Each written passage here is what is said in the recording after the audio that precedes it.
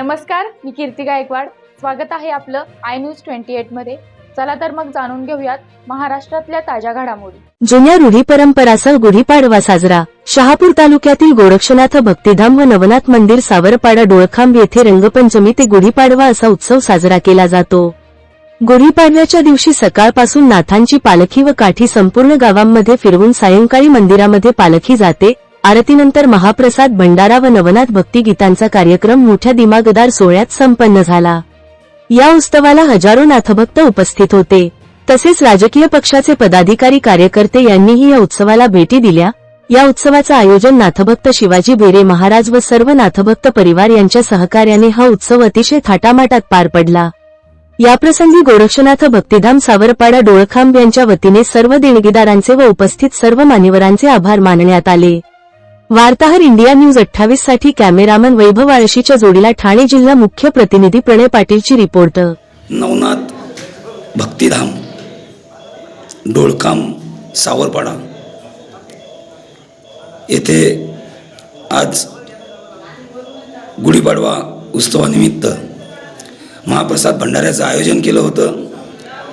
आपल्यासोबत आहेत नाथभक्त शिवाजी बेरे महाराज. इंडिया न्यूज 28 मध्ये प्रथमतः तुमचं मी स्वागत करतो. आजचा जो कार्यक्रमाचं आयोजन होतं त्याबद्दल तुम्ही काय सांगाल? नमस्कार.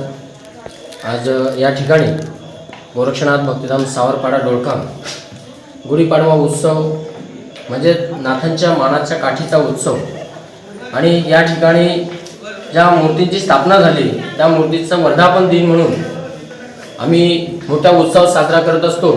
त्याची सुरुवात रंगपंचमीला होते आणि रंगपंचमीला कडेबाबा मायंबा सावरगाव या ठिकाणी मानाची काठी भेटून तसेच काणिकनाथगड मरी या ठिकाणी मानाची काठी भेटून आम्ही ती उत्सवात या ठिकाणी आणत असतो आणि तिथून मात्र ह्या कार्यक्रमाला सुरुवात होते.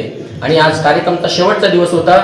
त्या शेवटच्या दिवशी या ठिकाणी लाखोच्या संख्येने भक्त या ठिकाणी येऊन त्यांनी आनंद घेतला, महाप्रसाद सुद्धा घेतला आणि वर्षानुवर्षे ही परंपरा पुढे चालत राहणार आहे. जे भक्ती मार्गावर येणार आहे किंवा ज्यांना यायचं आहे, बरेच नाथभक्त किंवा काही लोक रस्ते कुठेतरी वेगळ्या रस्त्याने जात असतात, त्यांना आम्ही रस्त्यावर आणण्याचा प्रयत्न करतो, चांगले मार्ग शिकवतो किंवा त्यांना भक्ती मार्गामध्ये आणून त्यांचे जे वाईट गुण असतील त्याचा नाश करण्याचा आम्ही प्रयत्न करतो. या ठिकाणी अतिशय चांगल्या पद्धतीने आज उत्सव साजरा झाला. धन्यवाद. धन्यवाद महाराज, धन्यवाद.